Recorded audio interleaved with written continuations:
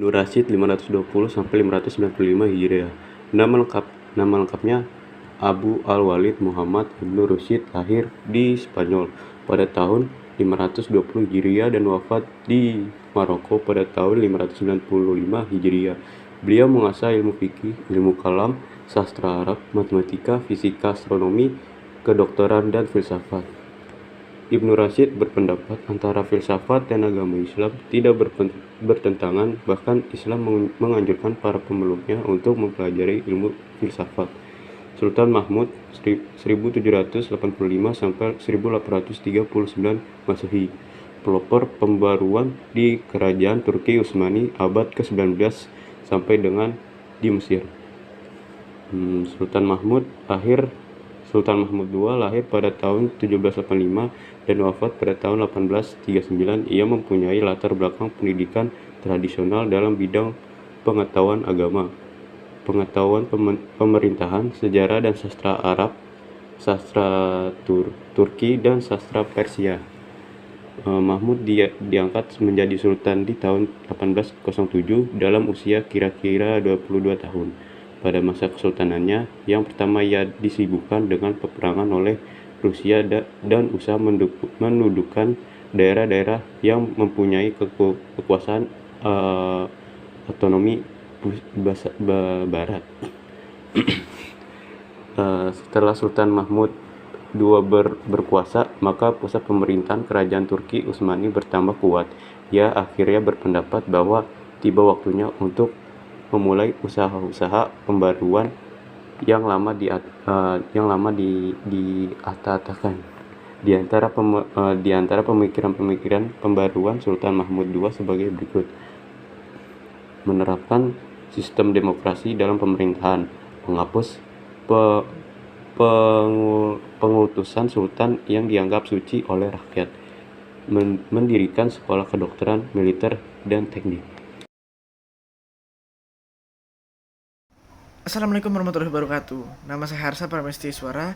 Saya akan menjelaskan dua ilmuwan dari dua masa yang berbeda. Yang pertama adalah Yakub bin Ishaq Al-Kindi yang lahir pada 805 Masehi dan meninggal pada 873 Masehi di Baghdad. Ia adalah seorang cendekiawan muslim yang sangat produktif dalam karya-karyanya, yang mencakup adalah filsuf, ilmu jiwa, ilmu astronomi, dan ilmu logika. Menurutnya, ilmu agama dan ilmu filsuf itu tidak bertentangan, dikarenakan mereka berdua adalah suatu ilmu yang menunjukkan kebenaran, tidak bertentangan sama sekali. Dan ia adalah salah satunya ilmuwan muslim yang berpatokan pada filsuf. Yang kedua adalah ilmuwan modern yang bernama Syah Waliullah yang lahir pada 21 Februari 1703 di Delhi. Ia adalah seorang yang mempelajari sufi dari orang tuanya yang memiliki madrasah yang bernama Syah Abidi. Setelah menjalankan pendidikan di madrasah yang ia miliki itu, ia kemudian pergi selama setahun menuju ke Makkah, Madinah untuk menunaikan haji, ibadah, dan untuk menimba ilmu melalui ulama-ulama di sana. Saat terjadinya kemunduran dalam agama Islam, ia berpendapat 4 hal. Yang pertama, kemunduran Islam dikarenakan bergantinya sistem monarki dari sistem kekhalifahan menjadi sistem kerajaan. Dan yang awalnya agama Islam identik dengan demokrasi itu malah berubah menjadi monarki absolut. Dan yang ketiga, itu adalah dikarenakan terjadi pelencengan yang terjadi di agama Islam itu sendiri. Dan yang keempat dan terakhir adalah perbedaan pendapat dan perbedaan pandangan terhadap orang-orang Islam. Contohnya Sunni atau Syiah. Dan karya-karyanya yang paling terkenal itu adalah saat ia berhasil untuk menerjemahkan Al-Quran. Padahal di saat itu Al-Quran itu dilarang diterjemahkan dikarenakan sangat dianggap tabu dan sangat dianggap itu melenceng dari agama. Ia berhasil menerjemahkan Al-Quran menjadi bahasa Persia dan dilanjutkan oleh anaknya untuk mentranslate Al-Quran menjadi bahasa Urdu. Assalamualaikum warahmatullahi wabarakatuh. Nama saya Fatur Rajman. Ibnu Sina 1980 sampai 1307 Masehi. Nama lengkapnya Abu Ali Al-Husain Ibnu Abdullah Ibnu Sina. Lahir di desa Afshana dekat Bukhara, wafat dan dimakamkan di Hamdan. Beliau belajar bahasa Arab, geometri, fisika, dan logika, ilmu hukum Islam, teologi Islam, dan ilmu kedokteran. Pada usia 17, ia telah terkenal dan dipanggil untuk mengobati Pangeran Samani, Nuh bin Mansur. Beliau menulis lebih dari 200 buku, dan di antara karyanya yang terkenal berjudul Al-Qanun fi Atib, yaitu ensiklopedi tentang ilmu kedokteran, dan Al-Shifa, ensiklopedi tentang filsafat dan ilmu pengetahuan. Yang kedua, Muhammad Rashid Ridho 1865 sampai 1935 Masehi. Muhammad Rashid Ridho adalah murid Muhammad Abduh yang paling dekat. Ia lahir pada tahun 1865 di Al-Qalamun, suatu desa di Lebanon yang letaknya tidak jauh dari kota Tripoli, Syria. Semasa kecil ia dimasukkan ke madrasah tradisional di Al-Qalamun untuk belajar menulis, berhitung, dan membaca Al-Quran. Pada tahun 1882 ia meneruskan pelajaran di Madrasah Al-Wataniyah Al-Islamiyah atau Sekolah Nasional Islam di Tripoli. Di madrasah ini selain diajarkan bahasa Arab, Turki, dan Prancis, juga diajarkan pengetahuan agama dan pengetahuan modern lainnya. Sekian dari saya. Wassalamualaikum warahmatullahi wabarakatuh. Nama lengkapnya Abu Hamid Al-Ghazali, lahir di desa Gazala dekat Iran Utara pada tahun 450 Hijriah. Beliau wafat pada tahun 505 Hijriah di Iran Utara. Beliau dididik dalam keluarga yang zuhud, hidup sederhana dan tidak tamak terhadap duniawi. Beliau belajar di madrasah Imam Al-Juwaini. Setelah beliau menderita sakit, beliau berusaha mengasingkan diri dari halayak ramai seperti niat beribadah mendekatkan diri kepada Allah Subhanahu wa taala.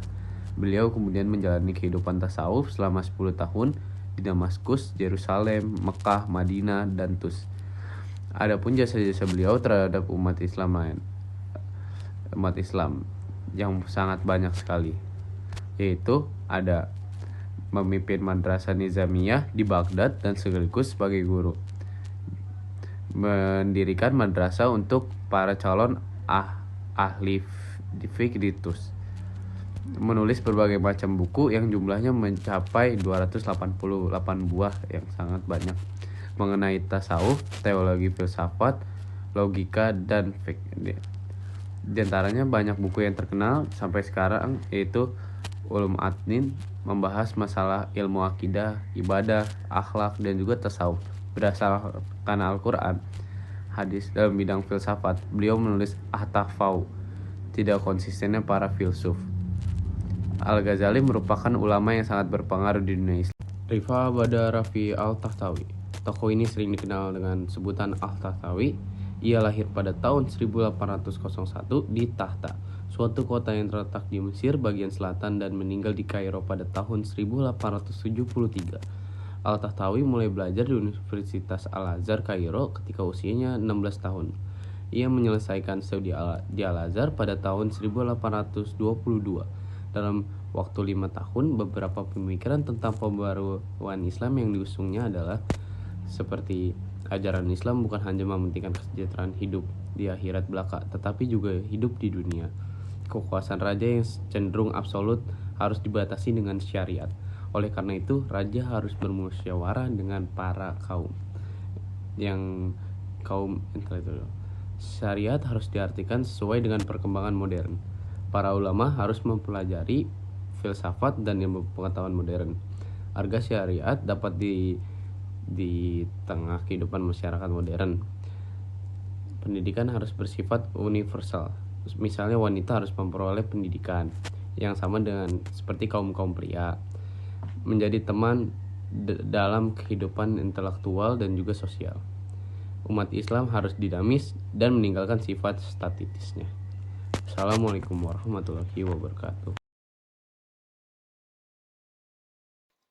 4. Al-Farabi. Nama lengkapnya Abdul Nasr Ibnu Tarkan Ibnu Uzlaq Al-Farabi. Beliau lahir di Farabi, Transosnia pada tahun 872 Masehi dan wafat di Damsyik pada tahun 950 Masehi. Beliau keturunan Turki. Al-Farabi menekuni berbagai bidang ilmu pengetahuan seperti logika, musik, kemiliteran, metafisika, ilmu alam, teologi, dan astronomi. Di antara karya ilmiahnya yang terkenal adalah Ar-Royu Ahlul Al-Madinah wa Al-Fadilah atau pemikiran tentang penduduk negara utama. D. Muhammad Abduh. Muhammad Abduh dilahirkan di daerah Mesir Hilir pada tahun 1849 dan wafat di tanggal 11 Juli 1905. Ketika kecil, Muhammad Abduh belajar di rumah. Ia melanjutkan belajar Al-Quran hingga hafal dalam waktu 2 tahun, kemudian meneruskan studinya di Universitas Al-Azhar. Di lembaga inilah Abduh pertama kalinya bertemu dengan Jamaluddin Al-Afghani yang datang ke Mesir Go dalam perjalanan Istanbul. Dalam pertemuan ini, Jamaluddin Afghani mengajukan pertanyaan-pertanyaan mengenai arti beberapa ayat Al-Quran, kemudian Al-Afghani memberikan tafsirannya. Perjumpaan itu menorehkan kesan yang baik dalam diri Muhammad Abduh. Ketika Jamaluddin Al-Afghani datang ke Mesir lagi untuk menetap di tahun 1871, Muhammad Abduh menjadi murid yang setia. Ia mulai belajar filsafat di bawah pimpinan Jamaluddin Al-Afghani. Di masa ini, ia telah menulis karangan-karangan untuk harian Al-Ahram. Studi Abduh di Al-Azhar selesai pada tahun 1877 dengan mendapat gelar alim. Setelah itu, ia mulai mengajar pertama di Al-Azhar, kemudian di Dar al-Ulum, dan di rumahnya sendiri. Di antara sumber bahan ajarannya adalah buku akhlak karangan Ibn Miskawayh, Mukaddimah karya Ibnu Khaldun, dan sejarah kebudayaan Eropa karangan Guizot. Ketiga buku tersebut Al-Tahtawi ke dalam bahasa Arab. Ketiga buku tersebut diterjemahkan Al-Tahtawi ke dalam bahasa Arab di tahun 1857. Adapun ide pembaruan Muhammad Abduh yang membawa dampak positif bagi pengembangan pemikiran Islam sebagai berikut. 1. Pintu istijhad masih terbuka lebar bagi umat Islam.